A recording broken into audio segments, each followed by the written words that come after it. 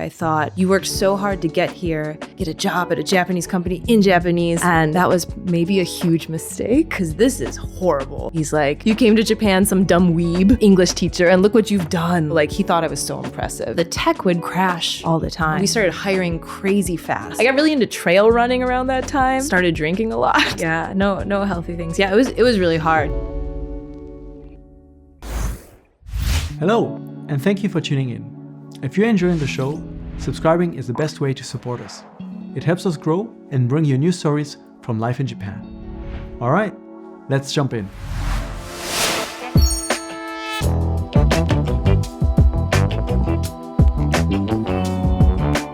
Welcome to Unpacking Japan. I'm Toby, and today I have the pleasure to welcome Lauren. Thank you so much for coming. Thank you for having me. You just arrived on a rainy day here to Osaka. You're living in Tokyo. You're an entrepreneur there. You've got your companies, multiple companies that you're running. You've been in Japan for a long time. Have a very interesting journey, a journey that I think started somewhere in Indiana. And I'm very curious about how do you go from Indiana to Japan? What brought you here?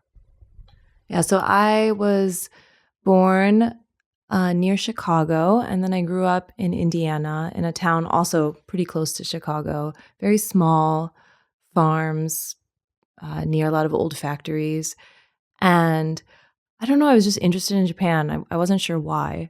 And also in my high school, they had a program where there was a Japanese teacher for a little while and a few students like coming through Indiana, basically. Oh. So I had like some interaction with Japanese people, even in this all white, very small town. And I think more than anything, Japan symbolized to me somewhere very far away, maybe a little exotic. And I didn't like my small town. I felt trapped and I felt bored. And I thought, when I'm an adult, I'm going to travel the world. I'm going to be very sophisticated. I'm going to go to faraway countries. That was like my child's understanding of what my dream life would be. And I think Japan kind of turned into that for me somewhere. When you first discovered Japan in a way through school and the teacher and such, did you have any particular interest at the time that you were into, whether it was anime or pop culture or maybe traditional culture, or not at all the language itself? I remember, I've put it on my Instagram, but I remember seeing the Sesame Street Big Bird Goes to Japan episode. I don't know if you've ever seen it. I've seen Sesame Street, but I don't think I've seen that episode. There's an episode where Big Bird goes to Japan, and that really impacted me. And then I used to read a lot of books about ancient Egypt, and I don't know, I'm not really sure what it was, but it was some sense that like aesthetically, or I don't know, it just kind of turned into maybe an escape I was looking for. And when you start finding that interest in Japan, you start dreaming about going and exploring the world. Do you start materializing a sort of plan? I'm moving to Japan, or was it a sort of gradual, okay, I need to make a decision here with high school, let me pick Japanese, and then you need to make another decision, and gradually you got closer to Japan? It was definitely gradual. It wasn't my grand dream. I wanted to get into college, and I did. I got into University of Chicago, which is a very good school, and then I had to study a language. And I was like, well, I'll keep studying Japanese. And at that point, I think I also thought that if I studied Japanese further, or Chinese or Arabic, like it would mean I was really smart, and it would mean that, I don't know, sort of secure something or prove something. But I didn't have a plan. I didn't have an idea of what my job could even be. I kind of just kept stumbling along. And then I also studied abroad. Though when I was a university student, I spent a summer in Hokkaido, and that was amazing. And I was like, oh, maybe I should move to Japan after I graduate. But I was still really on the fence. I felt like I wasn't sure what the correct thing was to do. But then the year I graduated was 2008. It was the financial crisis, and a lot of my friends were having trouble getting job offers in the US. And I was like, all right, that's it. I'm just going to go teach English in Japan. It's a sure thing. And I'll figure out my real job later, is how I thought about it. So Hokkaido was your first experience to Japan. Yeah. It's I would say maybe a bit more unique place to go. Most people maybe arrive in Tokyo or Kansai, but you went to Hokkaido in the summer. What was it like for you when you arrived there? I imagine it's much more wide and open, not so many neon lights that were the images that we might have had at the time of Japan. So actually, I'm just remembering, I went with my mom on a high school graduation trip to Japan, and we went to Tokyo and Kyoto. So Hokkaido was my second time, and I lived in Hakodate, which is a city. But the biggest thing for me is it's a city right on the ocean. And growing up in Indiana, there's no mountains, there's no ocean, there's no seafood except for fish sticks. You know, like cod, like fried, frozen cod. We had the same ones in France. Yeah. Okay, yeah. And like that's really the only fish that I ate growing up. You know, I could maybe some shrimp, like shrimp cocktail, but it was so unusual to eat seafood in the sort of like class and area where I grew up. And so living on the ocean and eating seafood every single day and seeing these huge mountains, that really blew my mind. But yeah, it was a like decent small city. There's public transportation you could take around, you know, so it wasn't like rural areas. It was a bigger city than where I grew up for sure. So it still felt more urban than that. So you took a lot of positive experiences back home with you, and then you graduate and it's like, okay, no jobs in the US, let me go for teaching in Japan. Yeah. Did you go on a JET program, or how did you kind of plan your move here? I wanted to be in Tokyo. I felt like Tokyo or bust. And so I chose GABA, which is a Eikaiwa school for adults, because GABA at the time, back in 2008, only had locations in Tokyo pretty much. And so if I like joined GABA, I was guaranteed to get a spot in Tokyo is how I felt. So that's what I did. So you applied directly through the company, not through any program. And why Tokyo or bust? What was the interest in Tokyo specifically? I viewed English teaching as just a way to get here and get a visa, get a job. So I get an apartment. So I didn't want to teach English. I just wanted to be in a city where I could get another job. And I felt like Tokyo would have the most jobs afterwards and the most people. Teaching English is many people's entryway to Japan, but also, as you just said, not necessarily something many people really want to do. How is that experience like when you are suddenly in the situation where you're also responsible for children and a part of their education, and you have to teach a language that maybe for you is natural because it's your mother tongue, and that's kind of what you have to do day to day, but you don't really want to be there. You're already dreaming about what's next. I was lucky in that it was only adults. So I didn't have to maybe feel such a huge responsibility. Many of them, the company was paying for their English classes. So they were just there to check a box. They weren't taking it very seriously. But I took it very seriously. I'm a pretty serious person. So I wore a suit every day. I had a little briefcase that I bought that's really embarrassing to think about. And some of the other teachers I work with made fun of me a little bit. Because you were too dressed up. They called me. Yeah, they said I seemed really stuck up and that I seemed like I was taking it seriously and I was trying to make people look bad. Or I came from such a sort of academic background where my schooling was very, very difficult. And at college anyways, at university. And everyone was really ambitious. And so then when I got to Japan, I was like, well, if I'm going to teach English, I guess I'll just be like impeccable as an English teacher. And yeah, there were a lot of people who were much more checked out in that case. So I don't know, I took it pretty seriously, but the students also, many of them weren't taking it seriously. So it was only a year. It was maybe less than a year. I moved on pretty quick. So you moved on to the music industry.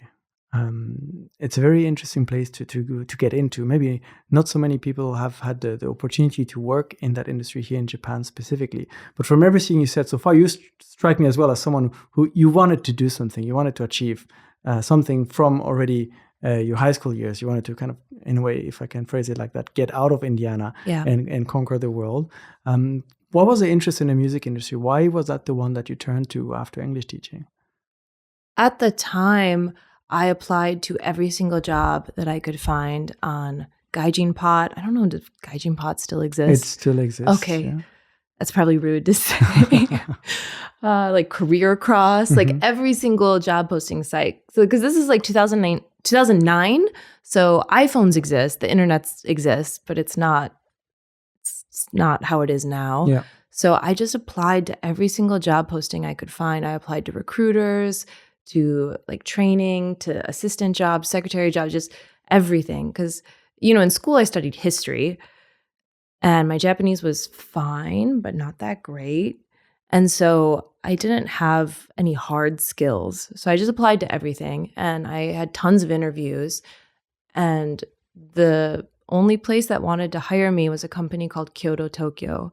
They do concert tours of international musicians and Japanese musicians and other shows like Disney on Ice and musicals, ballet. So they're a concert promoter and event promoter, and they're the company that actually brought the Beatles to Japan back in 1966. So they have a very long history. And the company was founded by 3 men after World War II. And 2 of them had passed away, and the only surviving founder was left, and he was the chairman. And he always had an American assistant, and his American assistant had just quit, and they were looking for a new one. And that was the job I got. It's quite an interesting place to land. What was it like for you when you suddenly entered this maybe traditional, well-established, well-known company in that industry, and you're there next to the chairman, and suddenly you take on a whole different level of responsibilities, maybe one where your briefcase came in pretty handy, I imagine. Yeah. So he was wonderful. The company was very old school. When you go to the concert, you have to wear a suit. So yeah, in that sense, I was probably fitting in well. Like I was ready for a serious job, but it was very, very Japanese as a working environment.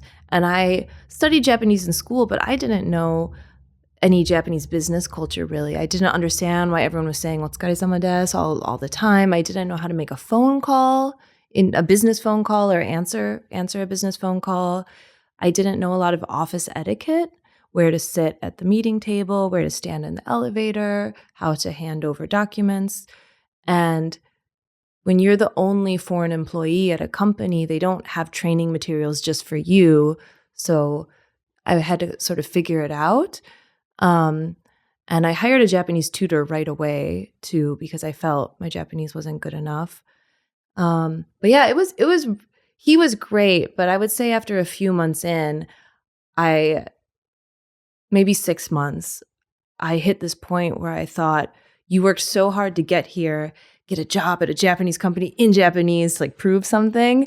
And that was maybe a huge mistake. Like maybe your whole goal was a mistake, because this is horrible.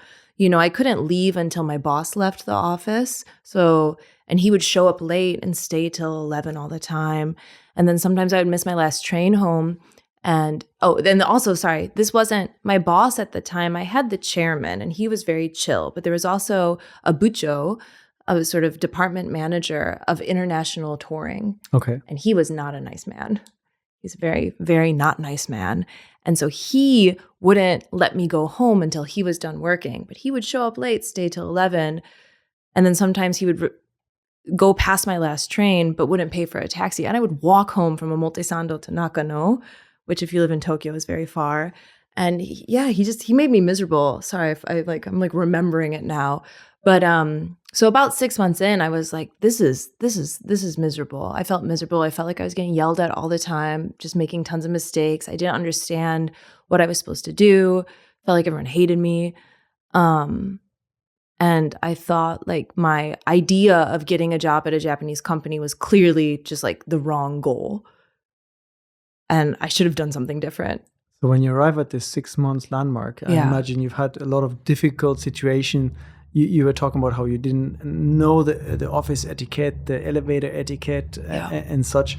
So you probably have a lot of situations where maybe your butcher or someone else kind of frowns down on you and is like, what are you doing? You shouldn't be doing it like that. And at 6 months, you start asking yourself the serious questions.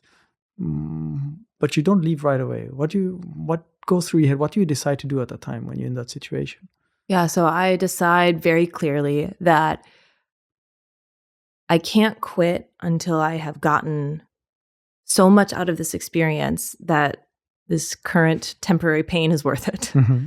So until I have enough skills and enough knowledge and enough connections, I'm not going to leave this job because I'm already going through this painful thing and then I leave with nothing, that makes it even worse. So I decided to stick it out until I felt confident that now maybe I can have another job very easily or something. There might be a few people listening to this that are also in similar situations, that dream of working in Japan. They enter a Japanese company. At first, everything is interesting and new, and suddenly they hit that point where, oh, wait a second, was this what I really wanted? Of course, it depends a lot on the company. For you to decide, I'm going to stick this out and I'm going to learn things, how do you go into work the next day? How did you change your mindset, and what did you decide to do differently at the time to make the most out of that situation? Yeah, so I used to wake up in the middle of the night on Sunday and freak out because the next day was Monday and I didn't want to go in. But I don't know. I just kind of powered through it. Also, the job itself was awesome. The job was incredible. We were doing tours, so we would have famous musicians, a lot of them from the 80s, like Kenny G and Julio Iglesias and Earth, Wind and Fire. Oh. Yeah, Michael Bolton, and like some indie rock bands and all sorts of, famous international artists, and their touring parties and their bands would come to Japan and do a tour of like 3, 4, 5 cities. And so I would travel around. I would come to Osaka, I'd go to Nagoya, I'd go to Sapporo, and we would do these tours. And it was so cool. We'd have fancy dinners, get to go run around the venue behind the stage. And the job itself was really exciting. And you meet people from record labels, from ticketing agencies, all these people who work in entertainment and music. And a lot of them are super cool. And it's a little flashy as an industry. The company would have these year-end parties where all the managers and executives of the company would just take out big wads of cash from their wallet and do rock, paper, scissors. And whoever won just like got a bunch of cash. And they would get drunk. Wild. Yeah, like one of the producers for events and the CEO at the time got in a fist fight in front of me at one of the company events. And I had never seen, and probably never since, Japanese people fist fight like that. It was fun. Like, people were fun. It's a music industry. It's entertainment. It's a little edgy. There's stuff going on, in hotel parties. And like, it was just really fun, the actual job, but the corporate environment was a bit suffocating. So how did you kind of understand the industry at the time? So you were working with the mainstream industry, big bands, big famous people coming to tour, I guess, in the domes or the large venues across Japan. You're working with producers, record labels. How was the industry structured? What did you kind of understand was maybe unique about the way it's done here in Japan? I don't think it's that unique. I mean, at the time, it's different now after the Olympics, but at the time, there weren't enough venues in Japan and venues in Tokyo that were good for big artist touring. So it was really hard, and you had to put holds on venues like a year in advance. So Kyoto would put a hold on tons and tons of venues for the whole year and then book artists to go into their holds. Almost like how Dentsu, the ad agency, books a bunch of ads and then slots it in later. So we had a lot of venues all the time, and that was pretty unusual for other territories or in the US, for example. There's always a venue available. And so we would get not inquiries, but there's these booking agents in LA, and they would contact us about so-and-so wants to plan an Asia tour. Here's the dates. And we wouldn't have any venues. Oh. Yeah. So that happened a lot. Were there also, I imagine, maybe specifically a performance coming from the United States, are used to the way the music industry works and the venues operate in the States. And in Japan, we know there are a lot of rules. Things need to be booked well in advance, but also the structure, the flow of a concert. You probably can't do a show exactly the way you want to because you need to follow certain regulations about, I don't know, pyrotechnics or whatnot.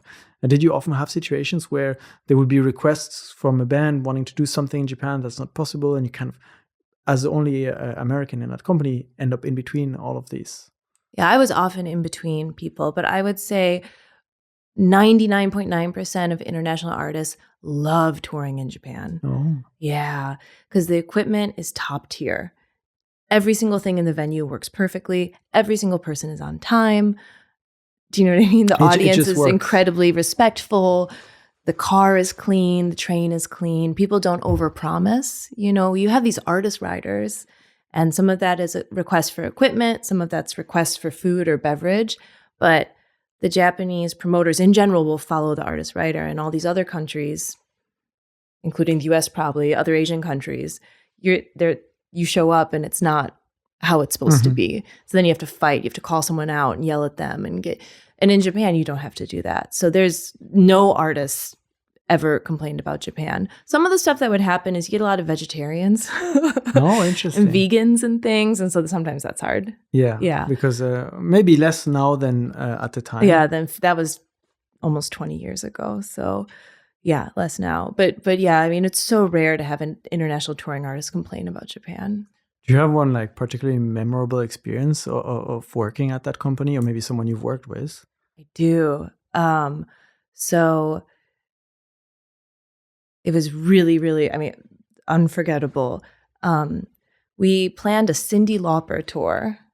So girls just want to have fun, Cyndi Lauper. Yeah. And the day she arrived was the day of the 2011 earthquake and tsunami. Oh. Yeah. And so her plane, this is what we heard later, her plane was landing at Narita and it was going down and it saw and heard the earthquake and literally pulled back up. Just before touching down? Just before, yeah. I mean, maybe, I don't know how before, but they were on the descent and then they had to pull back up. And so, yeah, it was the day that Cyndi was going to arrive a little bit earlier than her band and crew. So Cyndi Lauper and one assistant. And I was in the office waiting. We had sent a very fancy van with an interpreter and a driver to Narita airport to pick her up. And, you know, we're just waiting. And then this earthquake happens, right? And so we all evacuate the building and go back. And people's cell phones aren't working. And we put the TV on and it's chaos. And we know that probably she hasn't landed. There's no planes landing in Narita. And all of a sudden we're getting, you know, calls and emails from her agent, from her manager in the US, you know, where's Cyndi? Is she landing? Can she land? Are you okay? And cell phones aren't working, so we're on the landlines, we're emailing, and we need to get in touch with her or her assistant, right? And so her manager gives us her email, her assistant's email, and I'm emailing and I'm on the landline, and we don't know where she's going to land. You know, we're calling the airline, but no one's getting through. It's a natural disaster. You know, we can't get in touch with anyone. And so it's like, okay, maybe she'll go to Osaka. Maybe she'll land down there. Maybe she'll go to Haneda. So we're calling people in Osaka. Like Cyndi Lauper might be there tonight. She needs somewhere to sleep. But like, can you get a hotel? Can you pick her up at the airport? Could you get a car ready just in case? And then we also send like, okay, maybe she goes to Haneda. So we send a van, but it's like a work van. It's not the luxury van. It's like just like a dirty, you know, shitty work van that carries equipment with my coworker who speaks like a little bit of English, like driving. So no interpreter, no security. So we send that to Haneda just in case. But the roads are a disaster. And and I get an email at some point and it's from Cyndi Lauper. Directly. Yeah, directly. And she's like, "Hi, Lauren." You know, I've been emailing her and her assistant, but her assistant can't get on the iPhone Wi-Fi, but Cyndi's on it. So she's like, "Hi, Lauren, I'm at Yokosuka. They're putting more fuel in the plane. They say we're going to go to Haneda." So I'm like, "Great, we're sending someone to Haneda. Just when you get to Haneda, just stay wherever you are and we'll come find you after you get out." And but yeah, the shitty van going to Haneda, it takes like 3-4 hours to get there because there's so much traffic and there's damage and things are happening. And so then I get an email like a couple hours later, and this whole time her manager and her agent are just like calling and emailing and everyone's freaking out. And I'm looking at the TV and you're seeing all the people dying and Fukushima, and we have to evacuate the building again from an aftershock, and like just really intense. And I get another email and she's like, "Okay, Lauren, we're in Haneda. Where are you? Where should we meet?" And I'm like, "Okay, I'm in the office, but there's a van on the way. Somewhere. So you just have to wait. So just like stay there and just wait. it should be there in an hour or two. We're just not sure. There's been an earthquake. And she's like, okay. And yeah. And in the meantime, my parents are calling and emailing me. All my friends from home, they're so worried.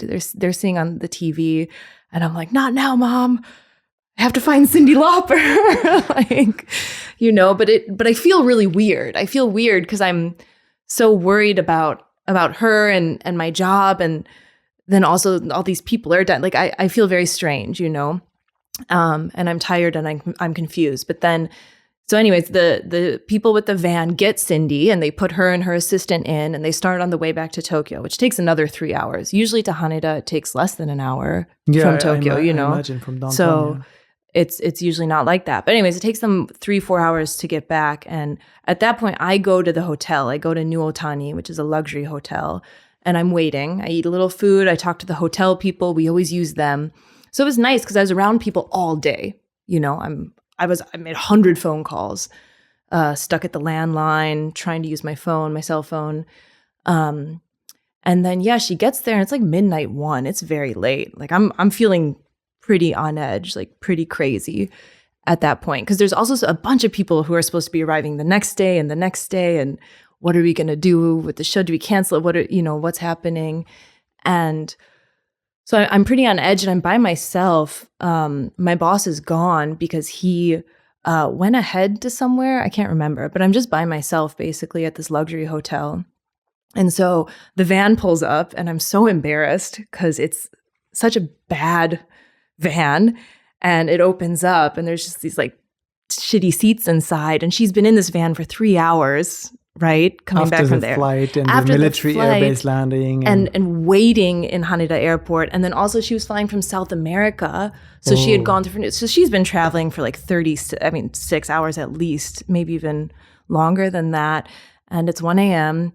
and she comes out. I've never met Cyndi Lauper before, so I'm like also nervous. And it's just not a good situation. And she's a pretty short, she's pretty short and she's a very intense New York accent, which I can't imitate.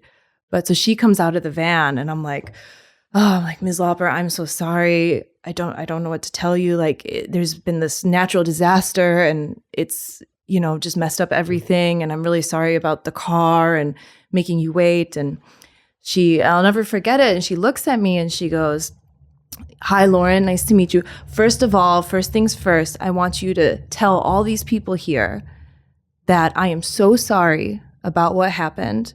And I love Japan. And I'm so sorry. Maybe they have family who were up there in the earthquake and they probably want to be with their family right now and they have to take care of me. And I just want to tell them that I'm sorry for that. And I appreciate that. And anything they need and anything Japan needs, like I'm here to do that. And I'm just, my heart breaks for everything that's happening right now." And I was like, wow, it's so powerful because she must have been exhausted. And I was at that time, I was 24 years old, right? So I had no idea about anything, but just seeing her with so much grace and so much like power and patience and like love for Japan and just the people around her coming out of this shitty van. And it was a really powerful experience. How do you process that day now, in the night when you finally go home and go to sleep, or the next day when you realize that Japan was just hit by one of the biggest earthquakes in a long time? A lot of people suffered, a lot of people died, the tsunami came.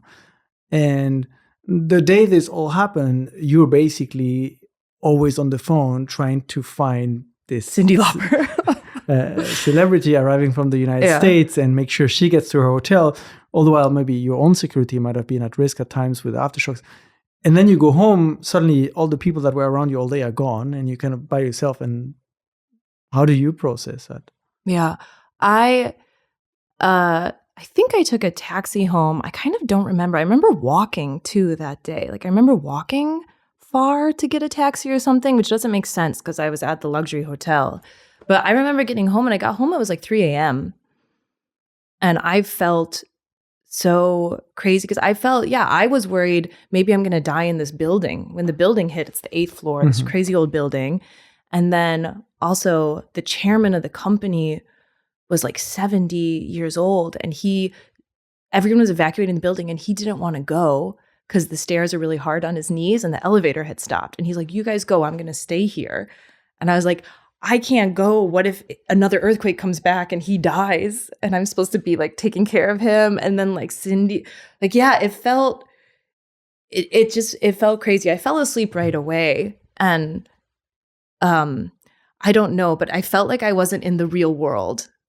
You know what I mean? It felt, and then waking up the next day and looking at the news and then you still have to go to the hotel to pick up Cyndi. Yeah, I have to go to work. At that time, a bunch of, at the time, I don't know if people really remember this, but with the Fukushima news, the idea was that Tokyo wasn't safe, that it was radioactive. A lot of people left Tokyo. They ran out of Tokyo and they ran out of Japan. People moved out of Japan after 2011. A lot of people, foreigners, to get away from what because they saw. Because of the potential risk of water pollution, air pollution. Yeah, exactly. And a lot of artists, there were other artists there at the same time. It was either Iron Maiden or Slayer, and they canceled their show and left immediately. They were already in Japan. And so Cyndi Lauper was joking all the time, like, they're not that metal, I guess, because they ran away. So she was on TV the next day, on the US TV. She was on like Good Morning America or something, being like, I'm actually here in Japan right now. Everyone needs to donate. It felt like I wasn't in reality. It felt really strange. But I was constantly busy, so I wasn't at home freaking out. Do you know what I mean? I was around all my colleagues, and like Cyndi's team, and I was doing stuff all the time. So yeah, but it felt like I was in a weird upside down world. Japan's so safe. You don't think about a bunch of people dying all at once. That doesn't happen in Japan. So it was so strange. Being around people probably helped a lot, kind of keeping busy. You were saying earlier that you wanted to stay at this company until you've kind of gotten something out of it, experiences that made the challenges, the difficulties worth it for you so that you felt ready for the next step. I imagine this must have been one of those experiences. When did you eventually decide to move on from Kyoto until your next kind of endeavor? Yeah, I don't remember the timing, but it was hitting that moment. I mean, it was 2012 maybe when I quit, so probably the following year. But I remember just feeling like, all right, like I've got quite a few skills now. I know how to run a tour. I know how to interpret at a venue in between the US team and the Japan team. I know a lot of people at record labels in Japan and abroad and booking agents and I just know people. I think I can leave and I can freelance for a while. I can look for a new job. Like, I'm sick of this. But your interest stayed in the music industry. Well, that's where all my skills were. So as soon as I left, I started freelancing and I had some jobs from people I knew in the Kyoto, Tokyo days where there were artists or sort of celebrities coming to Japanese TV, and I would be the person to meet them at the airport, pick them up, take them to the hotel, bring them to rehearsal, do a little interpreting in the studio. After having done that during the earthquake for Cyndi, you can put that on your resume, like, I'll pick you up no matter what. Yeah, no matter what, yeah. I got you. Yeah. So I did that for some musicians and corporate events, and I did a bunch of things. I also did interpreting and translation, like written as well, like freelance online, a few jobs I found there. But yeah, I freelanced for about a year until someone I knew from my Kyoto, Tokyo days who worked at Sony Music. I was having a coffee with her. I was networking all the time. I've always been a really good networker. Like, I always would email all the people whose business cards I had and let them know what I'm up to, ask them if they can introduce anyone. Asked them for coffee for dinner. So I was having coffee with someone and she was like, actually there's a woman at Sony Music who's looking for someone like you. Oh, yeah. Sony Music, wow. Yeah, at Sony Music. And do you want to come in and meet her? Are you interested? And I said, yeah, for sure. And so then that led into my next full-time role. Sony Music, that's like a big name in Japan, a big producing company with a lot of artists working with them and such. What did you end up doing at Sony after meeting with that person? Yeah, so at Sony Music, it was 2000 13. So One Direction, the boy band, Okay. was about to pop off. So they were sort of getting a One Direction project together, because in Japan loves a boy band, loves a girl group. For sure. And these days there's less and less boy bands. They're all from Korea or Japan. There's not like the Backstreet Boys and NSYNC, and there were all these boy bands in the 90s. But One Direction was the first boy band in a while. So Sony Music Japan was getting ready. They wanted to make them really big. They wanted to do a bunch of deals, make a fan club, cast them in a commercial, do merch. So do the whole idol package for the Japanese market using this foreign kind of boy band. Exactly. But that's pretty complicated, right? Because an international record label usually only has the rights to the music. They don't have the rights to make T-shirts. That's a different... To license the band. Yeah, exactly. Or to just, what happens if they cast them in a commercial? Who gets how much money, So a lot of things had to be worked out. And Sony Music was... there was a woman who was starting to kind of put together a plan, and she was looking for a native English speaker, just fluent English speaker, who knew about the Japanese music industry, but could negotiate and make proposals and things for these overseas management companies, merch companies, entertainment lawyers. And so, the person I knew said, like, you would be really good for that job. And so she introduced me and I got hired.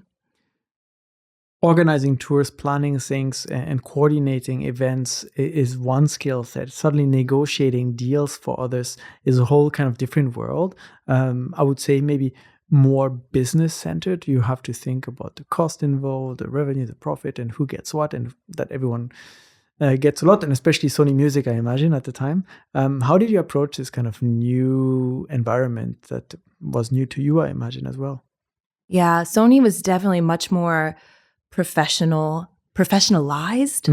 than Kyoto Tokyo. Kyoto Tokyo was more professional in that everyone wore a suit and it was old school. But Sony Music was like a machine in terms of like business scale. So all the systems were already in place, and this is how we work, this is how we operate, and you kind of fill this spot and you keep the machine working in that way? Not really, because my division was a new business division. So everything I was doing was in an experimental division, but just the maybe professional level of the people around me, like the skills they had, were much more well-rounded than Kyoto Tokyo, which was really laser focused on doing events. And so I felt like all of a sudden I was with a bunch of real business people. And Kyoto Tokyo also very good business people, but it's just a narrower field. So these are people who do, making TV shows and making anime, and like it just was much more complex. But in terms of the negotiation aspect, I was actually at Kyoto Tokyo sending offer letters to booking agents pretty often. So when the international artists would come to Japan, we would have to make an offer with, a hotel and the number of people we'll cover and the number of shows and the minimum guarantee, the performance fee, and maybe also a package where if they sell a certain number of tickets, we'll pay the difference between this percent of profit and the fee. So I had done some negotiation like that, usually under my boss's name, and I just sign it and scan it and send it from his email. But I had peeked into that. And booking agents are hard negotiators. It's I can imagine. Kind of like the Entourage movie where the agent's screaming on the phone all the time. Like they'll be like, this offer is garbage. I'm so insulted. Like this other promoter gave us a 10x offer. Like you should be ashamed. And then we would bump it 10K and they'd be like, okay. Like, did you have these situations in the Japanese context as well, where they kind of were rough negotiators, or was it very indirect? There's no Japanese booking agents. So, but I mean, there's no Japanese booking agents, but I have had pretty hard negotiations with Japanese people. I think that once you get to like money conversations, maybe the style is different. Interesting. They're not going to like show anger, but people turn into people at that point. You know what I mean? Because everyone wants the money, so it's not, everyone's trying to get one up or whatever. One of the challenges you were dealing with in your early days at Kyoto was this very traditional business environment and the way people talk to each other, where they sit at a table, how they pass on documents. And then you get an opportunity to work at Sony, which is an even more established, well-known big corporation that probably follows a lot of these similar rules. Did you have some thoughts about going back into that corporate environment after having worked freelance a little bit for a year? Yeah, there was a day in my house that I cried because I thought maybe I'm making another mistake going back into a Japanese corporate environment. And I was just really nervous. But Sony is such a good company. It's Sony family. The Sony Music's owned by Sony Corp, which is a public company. So they're very clean. They're very good on compliance. They're not harassing people. They're not making people stay until last train. And then, they're not yelling at them in the hallway. It's a pretty careful company. And then also, again, the people who worked at Sony Music, a lot of them had been a bit left Japan. I would say most of my colleagues in my previous company, most of them had maybe never traveled that much. But at Sony Music, these people are flying business class to London or whatever, They're very sophisticated people. And so when they look at me, they don't see a bad employee who doesn't know the rules. They see like an American woman who studied Japanese and that they can use to make great English documents. They kind of saw me as a person, which sounds like so bad, but it's an interesting perspective though, because I feel like that might be a way, this kind of conflict of perspective of, okay, being accepted as just a foreigner interested in Japan with maybe different cultural backgrounds versus you're another employee of the company. We expect you to be like an employee of the company. And then for you in the middle, kind of difficult to navigate at times. Yeah. Well, and also each person has a different expectation for how you should behave. So I remember, I would still get at Sony all the time, someone would pull me aside and be like, you shouldn't do that. You shouldn't say that. You should say it this way. Then I also had, because I was in a division that did a lot of business development and like exciting new projects, sometimes I would be on some type of project and there would be other colleagues from different divisions saying, we want you to say this in the meeting. We can't say it because the boss will get mad, but you should say it because everyone will think you just are too dumb to know that you shouldn't say it. So you should say it for us. And I'm like, I don't want to say it. And they're like, no, you have to say it because we can't say it, but you can say it because you're American. I'm like, oh my God. Interesting situation. Yeah, like little things like that. But it's also so big as 2,000 employees across like 5 buildings at that point. So it was all over the place. So you join in there in this new experimental business division, working on One Direction. One Direction. But you stayed there quite a few years. What are some of the exciting projects you got to work on, and what made them exciting for you? I worked on One Direction for maybe the first 3 years, and that was wow, that's a long time. Yeah, because it was kind of maybe 2 years. It was while they sort of peaked until they went on hiatus, and that was so exciting. Like that was incredible. One of the things that was really amazing was because they were kind of one of the biggest bands in the world, their whole team was all really competent people. So all their managers were like the best managers I've ever met in my life. Their lawyer was the best entertainment lawyer in the UK. Like I felt like I was talking to these very smart people, and it felt like a gift to be in the room with them. And then I have to negotiate against them, and it was for you hard. Who wanted to learn a lot of things, I guess there's no better environment. Yeah, and I had worried that I was turning too Japanese in a weird way. Like I had worried that maybe trying to excel in Japan working was making me weird and not like in an international standard, and I was getting like too in my head or something. And so then being able to go on these business trips every couple months, I went on a lot of business trips for Sony, and then be in the room with just like really talented British and American people. I'm like, oh, okay. Yeah. And then go back and be a Japanese employee for a couple months. Like it felt so good. It's like you realize that your strength lies in being the in-between as opposed to trying to fit in either of the sides. Yeah. Yeah. And it also showed me how far I had gotten, because I was like, oh, I can move things through in a Japanese environment, a Japanese corporate environment. I know how to package it. I know how to talk to people. and no one that I'm talking to every time I leave Japan understands any of this. Like I do have it kind of, yeah, it showed me it gave me confidence, you know. When you came to Japan, you saw English as just a stepping stone for something else. When you're now then working at Sony with One Direction, flying around the world to negotiate deals and such, do you feel like you are doing what you wanted to do, or was there still some nudging inside of like, this is still not it? This is I'm looking for something else. For most of my time at Sony, I was like in heaven. I felt like the top. I feel like I was at like I was peaking. Like it was incredible. Like I loved it. I loved it so much. You know, I had friends at the time that were like, made fun of me a little bit for how much I love Sony. I used to joke, I haven't thought of this in so long. I used to joke that I was going to get a Sony tattoo. Yeah, I loved it. I had such a good time. I would say I did hit a moment. So 6 years is a long time, and I loved it a lot. But I turned 30 around, you know, maybe 4 or 5 years in. I turned 30 years old, and that's what triggered a bit of like, my 20s are officially over. I spent them all in Japan, all working at Japanese companies, and now we're 30.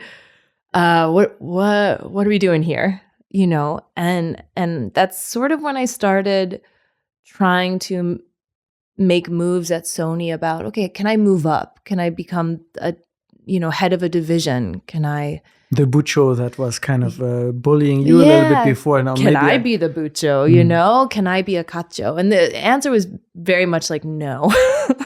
It was like, well, you're 30, you have to be 40, sort of, was the answer, the common sense. And I'm like, if I can't be bucho until I'm 40, that means I've spent almost 10 years in Japan. I have to spend another 10 years in Japan, and I'm still only bucho at a Japanese company. Again, maybe my like long-term goal is wrong, because that can't be right, you know? And so then that kind of started in my head a little bit. I had feelers where I was like, all right, you need to make an opportunity for yourself to be a leader, a boss, in control of your future. If you can't be kacho or bucho here, why not become shacho? Yeah, a little bit. Yeah, maybe I'll just like, you know, go for it. Yeah. So that it was more an age triggered thing. I was 30. So you kind of start having this idea of doing something by yourself. Freelance was one thing you've experimented with a little bit before, but now the idea is maybe like, oh, I don't want to just do freelance. Maybe I want to build a business. And then eventually, at some point, you establish Vegas PR, which is your PR company that you're working on now in the entertainment industry as well. Can you tell me a little bit the story of how that company came to be and how you decided to eventually go from Sony to there with maybe a few things in between? So in between was Zyko. So that was my first company.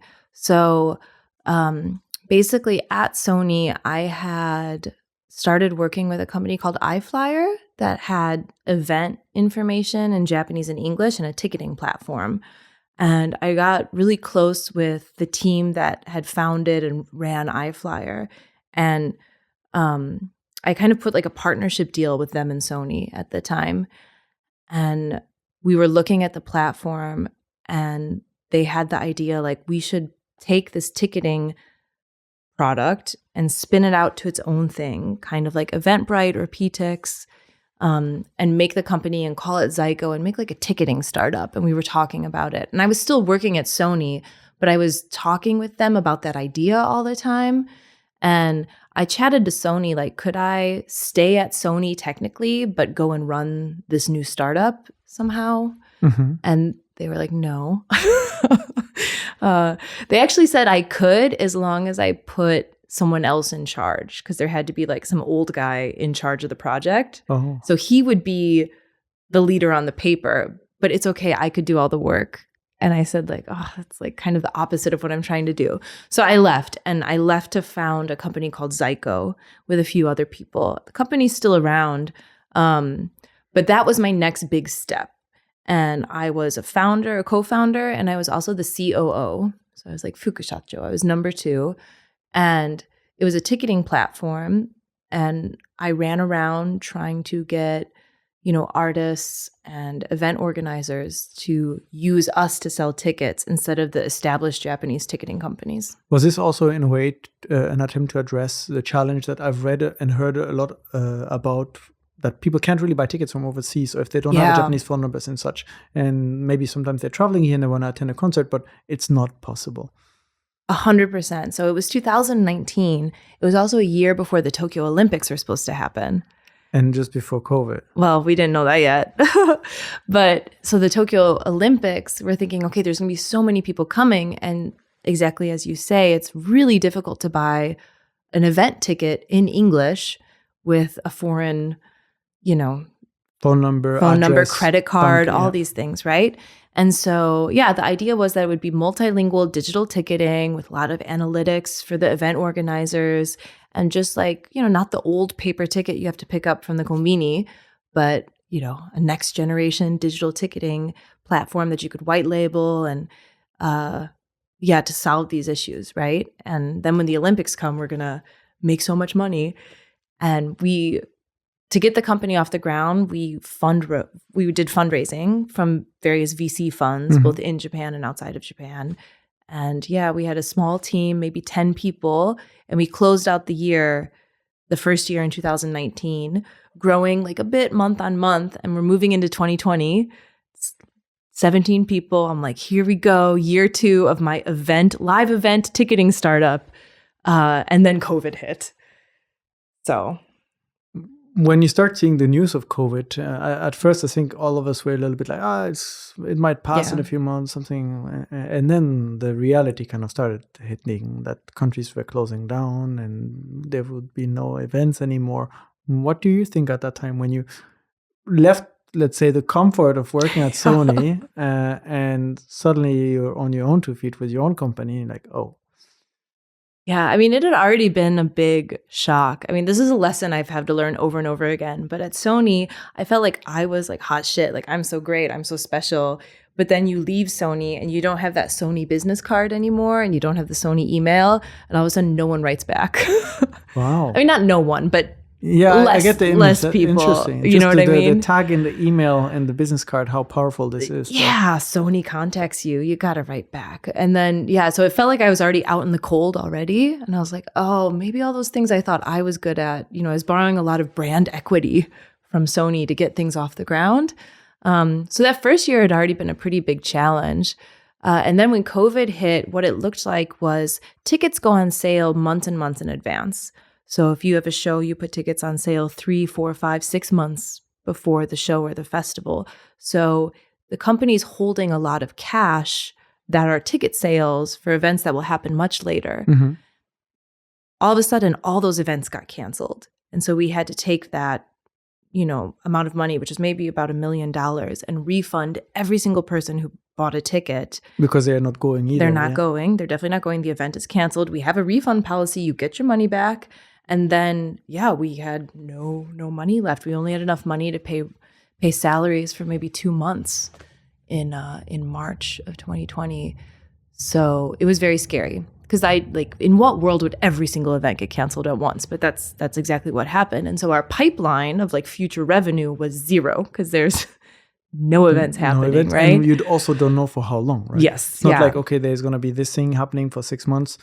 Maybe, Fukushima venues have to close for a while until they rebuild. Right. But in this case, nobody knew, and that lasted for a few years. Yeah. So I had everyone was slowly, not casually, but slowly, quietly starting to freak out in me and the other co-founders, the executive team. And I always stayed in touch with all my music industry contacts, really good networker. So I was having coffee with someone who I know who ran a small record label. And he was telling me, he's like, all these people canceling shows, I've heard that the streaming websites like Nico Nico Doga, are getting a lot of inquiries, because people are thinking okay, maybe we can switch the show to streaming. And I'm like, well, that's interesting, because we're not getting any inquiries. No one wants to use our ticket platform. And so I went back to the office and I talked to the CEO who was an engineer. So he was kind of the tech side, and I was the music industry, event industry side. And I said, hey, I heard people are into streaming, maybe. What if we make a streaming ticket? So when you buy a ticket, you open it up on your phone or your computer, and there's a video, and you can watch the show. So we could sell tickets to a live stream. And he's like, that's such a good idea. We should do that. I'm going to make that. So they made it ASAP. And I took it to our sales team. And I was like, guys, new plan. Like, this is streaming tickets. You buy a ticket, you watch a live stream. We have to sell this. Immediately, like right now. And it was a Friday. And everyone, it was 3 people, the sales team. And they're like, that looks so bad, because it looked really bad. Because we just kind of threw it together. So yeah, the platform was there, the system, but not the aesthetics. Yeah, it was like the confirmation page that usually have a QR code, just had like a weird little screen. It looked so terrible. It was actually a secret YouTube link embedded. But then we just like put a frame over it so you couldn't see the YouTube logo, which is like not allowed. That was very short-lived. But it was just hacked together and it looked terrible. And they're like, this looks terrible. We can't sell it. No one's going to pay money to a live stream. No one's even going to do a live stream. COVID will be over. Like, it was just like, no, this is dumb. And I was like, well, we have to do it. We can do it. People will want it. Let's go, And so we just contacted a bajillion people, and someone from my sales team over the weekend just contacted every single person in her database. And there was a band, an indie band called Cero, who was having a show coming up. And they're like, we want to use that because we can't have an audience in our show, but we already paid for the venue. We want to do that. And so they were our first live stream. And I was so nervous it wasn't going to work. It worked. And they also sold thousands of tickets. Oh, because then suddenly you're not limited by the space anymore. No. And and no one's going to any events, and it's brand new. And they sold like 10x what they would have sold having the show. And everyone could see it because we put the counter on. And all of a sudden, like Billboard Japan, all these news sites start contacting us because it's newsworthy, because nothing's happening in entertainment. And like word spreads, and we start getting crazy amounts of inquiries. And all that started from having a coffee with someone. Yeah. And the idea planted in your head, and suddenly you managed to pivot and turn the business around. It was amazing because at the time, like my co-founders and stuff were like, we got to warn people that they're not going to have a job in a couple months. And I'm like, no, like something will happen. Yeah. So it was miraculous. And that first year, the company, we sold $5 million of tickets. And by April, May of 2020, we started selling $5 million of tickets every month. Wow. Yeah. And we were getting so many inquiries that I would stay up as late as I could with my computer in my bed, trying not to fall asleep, to answer. We were getting 30 inquiries a day to be onboarded. And it was me and a sales team of 3 people. Every day, 30, it was impossible. And people were getting angry, like, write us back.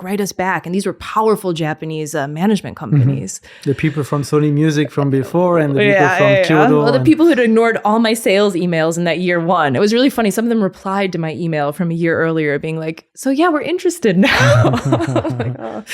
But we started hiring crazy fast. So we went from 17 people at the start of 2020 to 75 at the end of the year, which is adding like 2 people a week, 1 person a week or something. That's certainly a lot of added responsibility too. You're a CEO of the company. Yeah. So that means you have to run the operation too. You have to run the people, and the more people that you hire, suddenly you have to deal with interpersonal issues, or maybe systems not in place, or a certain structure that is not yet established.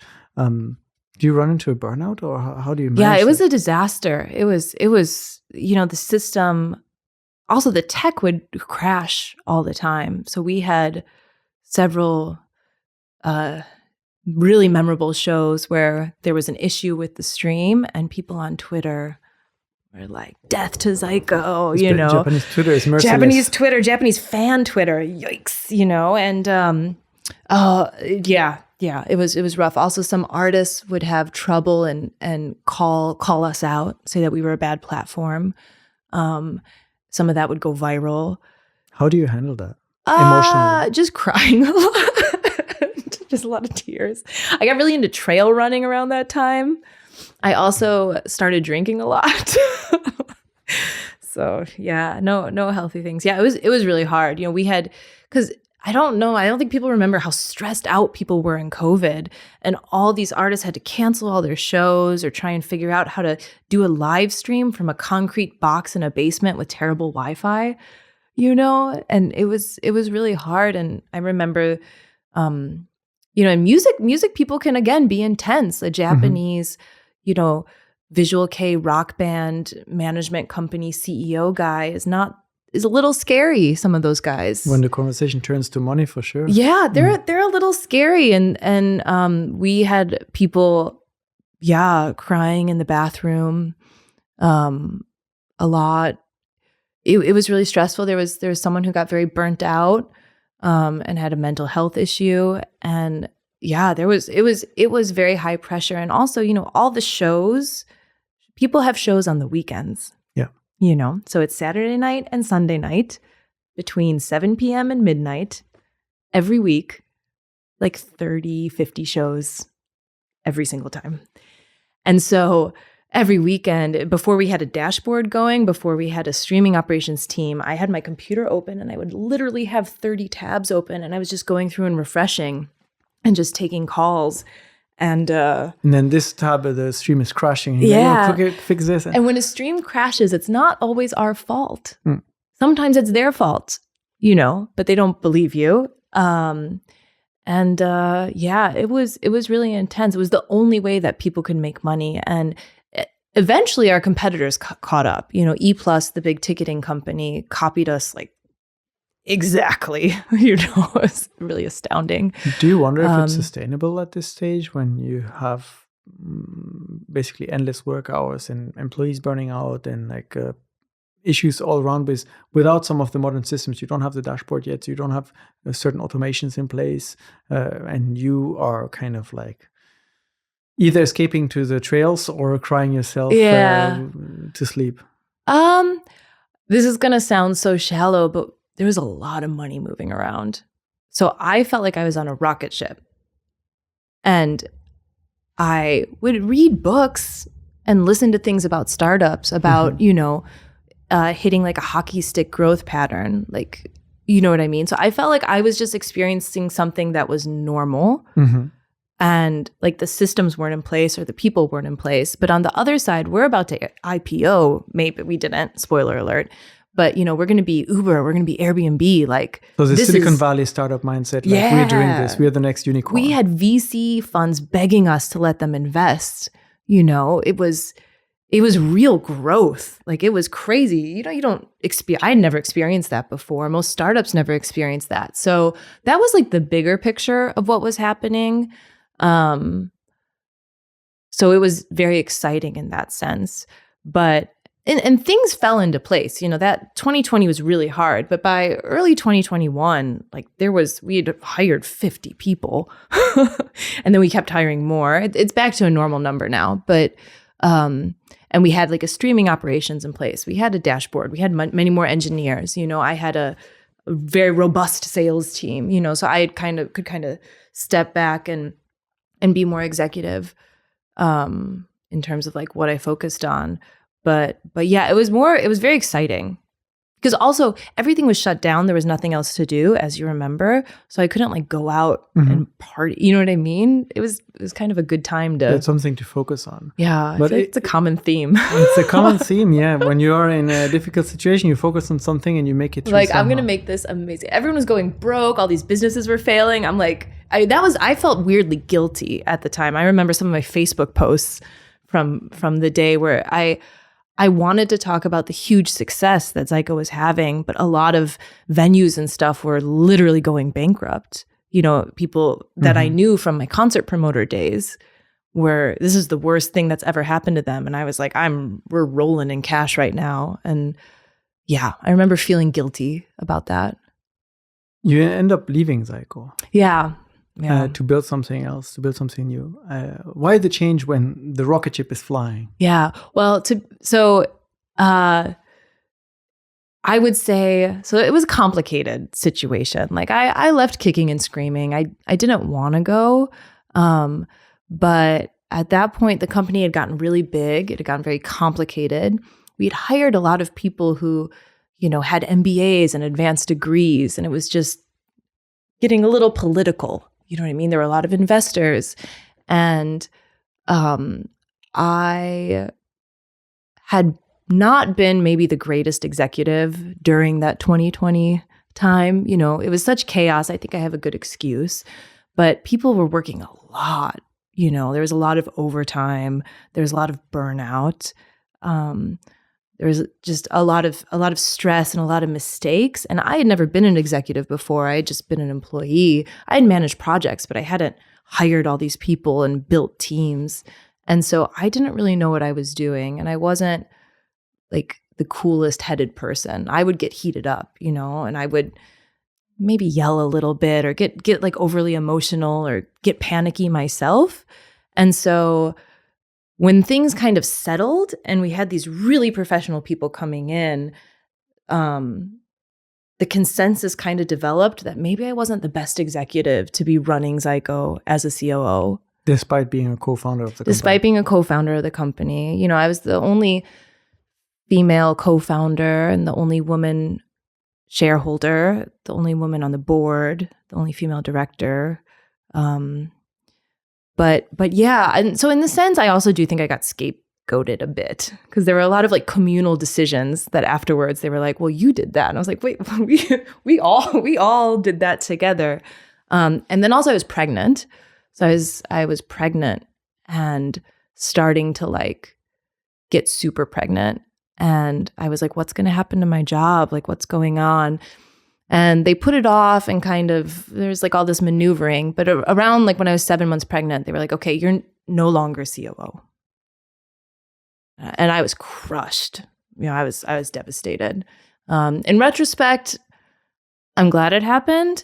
And I'm also a little more accepting of maybe my own mistakes, like missteps as an executive, where maybe I had kind of, you know, the situation was so crazy in the early days that maybe it was hard for me to be in that leadership role ongoing forever. Maybe it was time to bring in new people. You're saying this in retrospect. In retrospect. But in the moment, I imagine suddenly it casts a lot of self-doubt as well. You kind of have been criticized for the way you were leading people, the way you were managing, which was the thing that was frustrating you a little bit back in Kyoto, Tokyo as well, right? That leadership that was maybe a bit strict, not always friendly.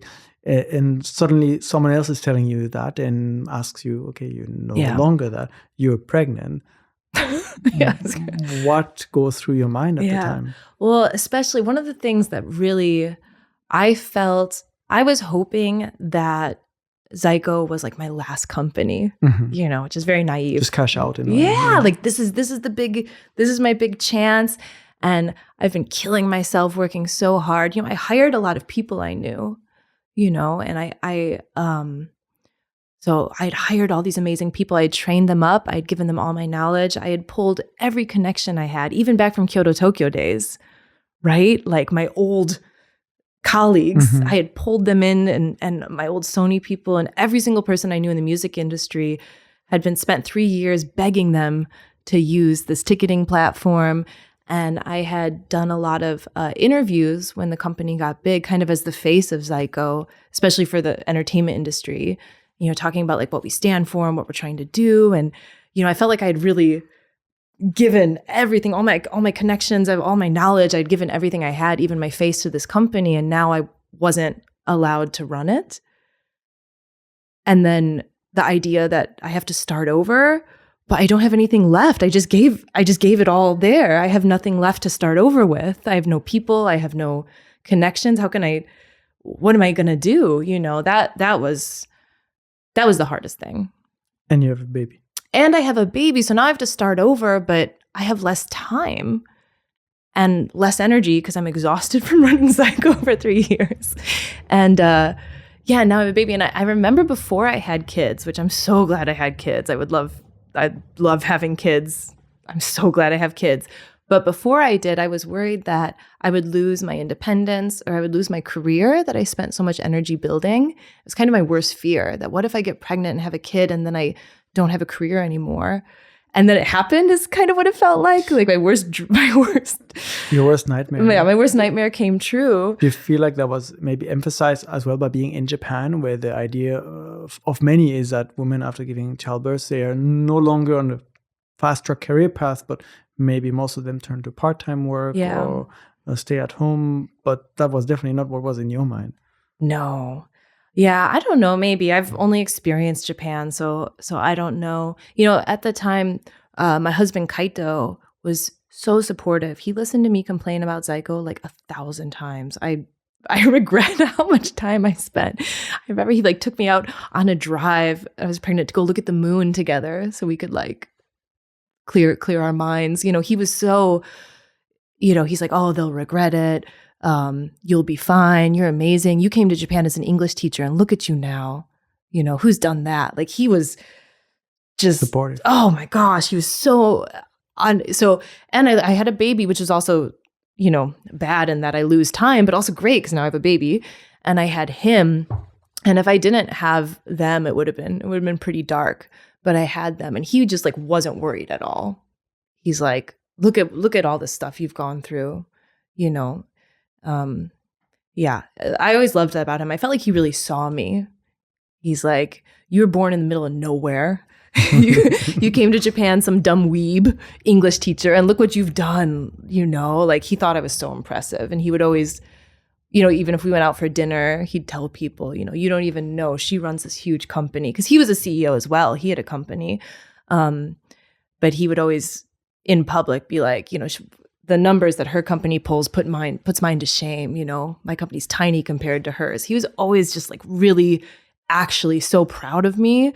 And so having that love kind of holding me down was so amazing. How did you two meet, being both like in charge of your companies and so busy and kind of running your things? Yeah. Well, he was a party guy. I partied pretty hard. I was busy, but I work in the entertainment industry. So I was out.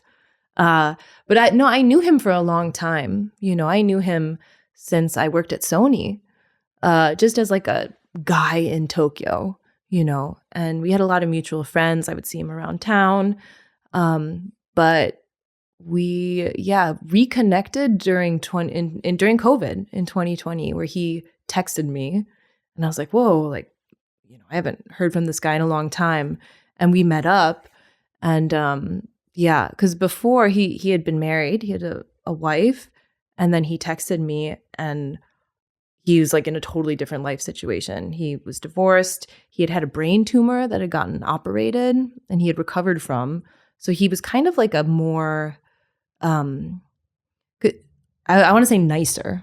Like back in the day, he was a little wild and drunk, and so he seemed wild nicer. Party guy to like leveled. And he also said that I was different. He's like, you were kind of this like drunk, weird, like random American woman working at Sony, but now you seem like so much more confident and like yourself. Mm-hmm. So it was nice. We just met up, and neither of us were that like successful back then. And I feel like we both met up when we were more mature and had been through some things, and both kind of in our own lanes in a different way. And so he was there for you when you were in a rough spot after leaving Zyko. And kind of supported you to bounce back. But your focus was on your child at first. But you kind of quickly had the bug to keep doing things, right? For you, having a child didn't mean you put everything aside. It's like you have a child and you can do things with the child and kind of take them on that journey. Yeah. How long then until you moved to starting a new project again? Yeah. So it's funny you think about it, because I think back to the newborn days, and I definitely like enjoy my son so much more now that he's 4 or 5. We can have like conversations. Mm-hmm. He's turning 5 this year. But yeah, looking back, I didn't love the baby thing. I felt like I was kind of trapped in the house. Yeah, it's not easy because it's 24/7 supervision of the little creature. And like, oh my God, this again. Like, yeah. So didn't love it. I loved it a lot more when he started moving and eating, and like we could have little adventures, interact, talk. Yeah, there are some people who like love the newborn phase, but that definitely wasn't me. I actually had a brief gig at someone else's company. They hired me to help on an executive level while my son was still pretty little. But I realized quickly, like, I can't run a team full of people that I didn't hire. Like, I got to make another company. I got to do it.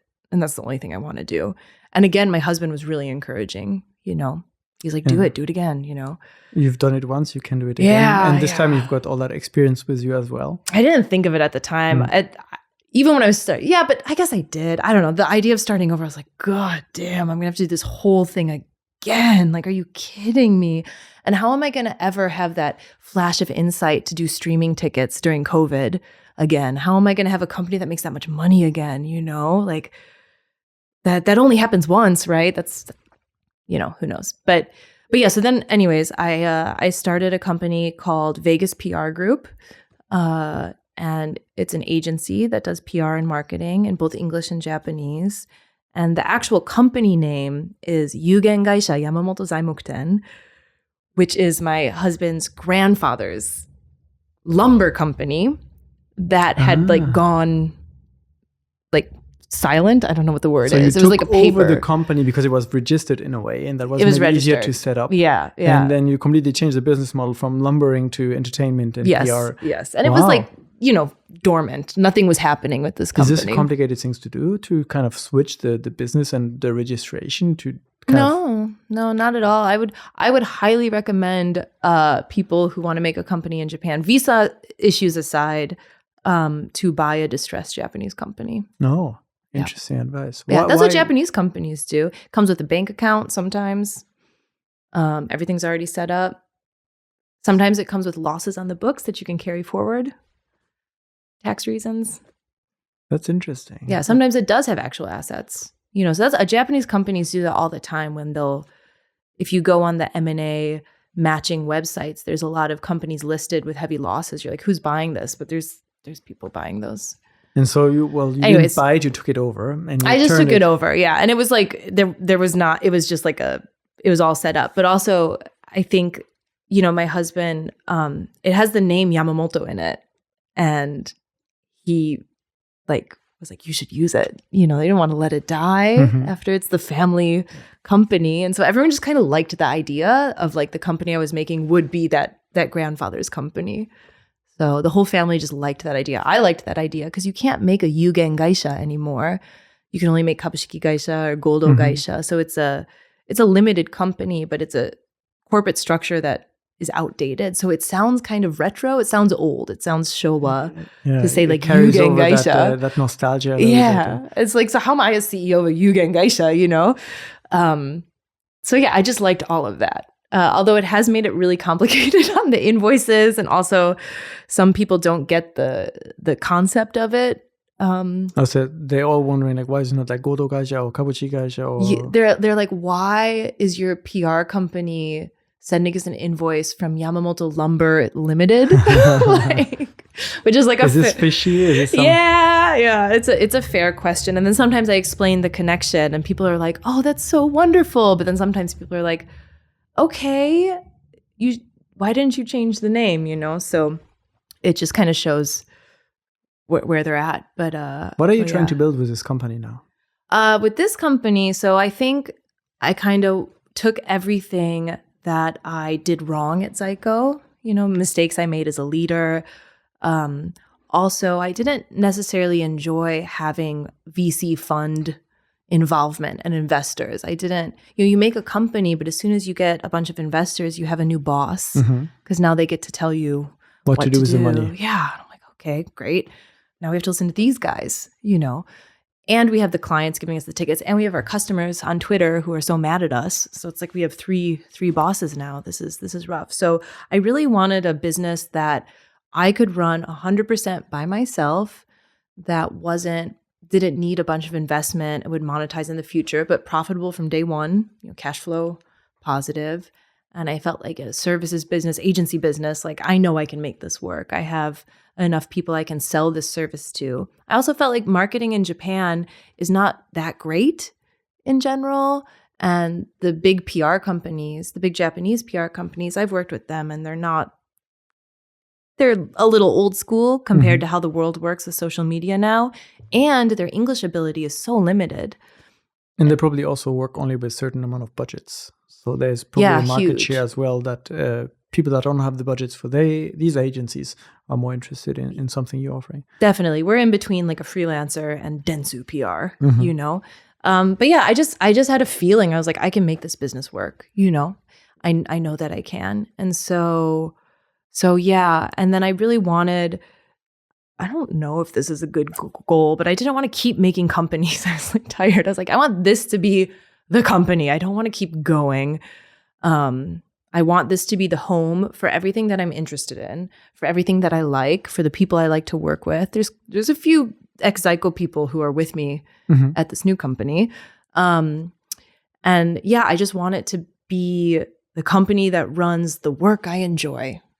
And it makes enough money that it covers my life and we're set. And I'm in full control of everything that happens. That was the goal. Is that in a way the goal that you had that when you first came to Japan, when you were like, I'll do something else, and now you kind of through all these hoops, through all these stories you've shared so far, you kind of reached this point that you found this balance between the corporate, the startup unicorn, and now kind of your more balanced, stable business. Definitely. I don't think it took me a really long time to kind of figure out what I want. And I think that I couldn't imagine how my life is now. I didn't have the ability to imagine how good it is. I don't know why. Maybe it's how I grew up and I didn't see, I don't know, like the fact that like sort of how beautiful my life is now. I with my kids and my house, and I have a really nice car, and like, you know, and I run this company and I get to wear nice little outfits and go to fancy openings and like all these things. I think I didn't imagine anything that good. I just didn't want to be broke. I wanted to have a job. But I was really in a mode where I was always like kind of proving myself until pretty recently, actually. So, and you've done all this in Japan too. Which, I have done all of it in Japan. Maybe you don't realize because you kind of started your journey in Japan, so to say, straight out of university. Yeah. But for many, kind of coming to Japan and doing this seems like an even bigger mountain. I think. Oh, sorry. No, I was just gonna. How do you look back on these nearly 20 years here and kind of building your way to what you have now? Yeah, I mean, I've never even worked in the US, like in that sense. So it's very strange. But yeah, I don't know. I know that, yeah, I don't know. I kind of feel like I just drifted along until I found where I'm supposed to be. But I also do feel in a weird way that I've like come back much closer to who I was in the beginning. You know, I wasn't trying to prove myself or be clever or like, I don't know, follow some right path or like, oh, we're going to IPO. Like, I don't know. I feel like much more relaxed in what I'm doing.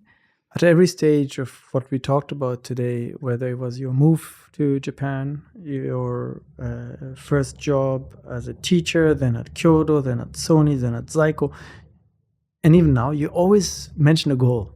Yeah. You always talked about, I had this goal. I wasn't sure if that was the right goal or not. Do you have a goal now? Do you feel like you let go of that idea of maybe no more goals and just drifting along, maybe with your children and kind of enjoying what you have reached already? That's such a wonderful question. Thank you so much for asking that. Yeah. So the thing is, my husband passed away, right? So he passed away 2 years ago. The brain tumor that he had earlier came back, and that also changed me a lot, but also just being with him changed me a lot. Like I said, like getting all this like love and acceptance and like, you can do it again. And yeah, so I do feel like at this point I have no goals because I just want it to keep going how it is right now. Yeah, there's a Utada Hikaru song called Anata. I forgot the lyric, but she's basically it's a love song called Anata You. And when you listen really carefully to the lyrics, she's singing about her son. You know, it could also be a lover, but it's probably about her son. And she's singing that I hope that again tomorrow nothing happens. That's very nice. Isn't that really powerful? Yeah. So yeah, that's kind of like a little bit where I'm at, where yeah, like I just want it to keep going as it is, because in general I'm really into, I would say most days, and yeah, And then also just like being in Japan this long, it's so normal to me now, and I have no complaints, which is really weird to think about. But I'm just pretty into everything, you know. You have kids. I feel like in Japan, there's worse places to have children, you know. I think it's probably one of the best places to have children, right? Despite some of the challenges of maybe finding a daycare and things like that. But once you find one, I love my kids' daycare. I loved my experience giving birth in a Japanese hospital. And I feel like my quality of life is really high. I love the food I eat. I enjoy taking the train. I love going to onsen. Do you sometimes go back to Hakodate to try that fish that you first tasted? Yeah, you know, they had 2 small children when I was there. Then one child and then another one that was born. And he came and visited me in Tokyo. He's an adult now working at a bank. Wow. Yeah, which is crazy. I'm like, oh my God. You were 4 years old 20 years ago. And now he's a banker. Well, he's a banker in Sapporo, but still pretty impressive. Everything's come full circle. Yeah. Lauren, we talked about so many things. You've had a kind of quite amazing journey here, and it was fascinating to hear everything you've been through. Is there anything that you would have liked to talk about that maybe I didn't ask you about, that you would maybe still like to bring up? Yeah. I would love to mention my husband's businesses. Mm-hmm. So as I said, he passed away 2 years ago, actually, and that's a whole other story. But he has a grilled cheese diner in Shibuya.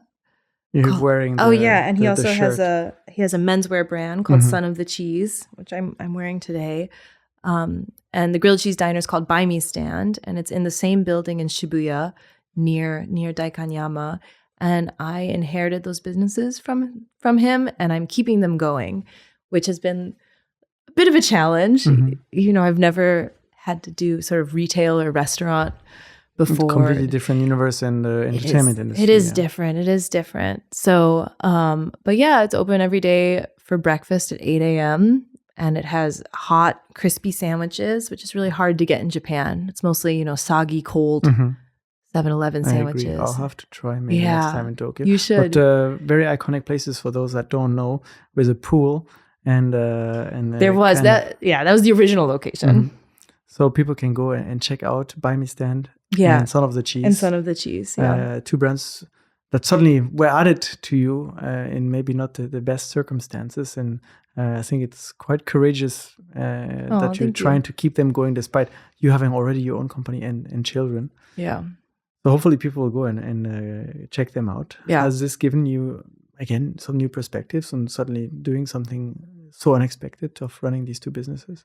I think that I've always done like B2B work, you know what I mean? And I mean, the ticketing company, we were selling tickets to customers, but I feel like Buy Me Stand and Son of the Cheese, the customers are young Japanese people and also non-young people, but it's people wandering around who come in.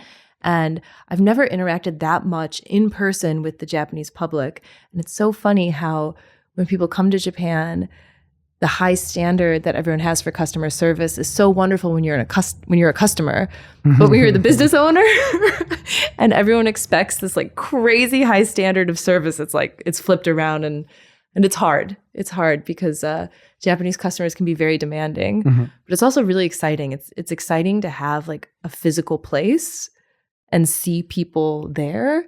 Rather than all these businesses like on the internet or B2B, you know, kind of in a big company. And a beautiful way to remember your husband too, I imagine, and for your children as well. Yeah, I mean, every time I go there, I feel him. And it's such like, I mean, I really do, right? Everyone should go. It's such a unique place. It's really unusual in Tokyo. And so I hope you stop by. We'll make sure to have the link in the description so people can find them. Lauren, it's been a pleasure having you. I'm sure we could have continued the conversation with many more side stories of things that happened throughout your career, and maybe we'll get to talk to you again to hear more about how everything grows at Vegas PR and Buy Me Stand and Son of the Cheese. Thank you. Thank you so much for having me. That was so fun. Thank you so much. Thank you everyone for listening and watching. This was Unpacking Japan, and we'll see you in the next episode. Bye. Wow. Thank you. That was an hour and a half. Yeah. Thank you for sticking with us all the way till the end. We really appreciate it. If you haven't already, consider subscribing to the podcast. It helps us improve the show and bring you more in-depth conversations from Japan. Take care and see you next time.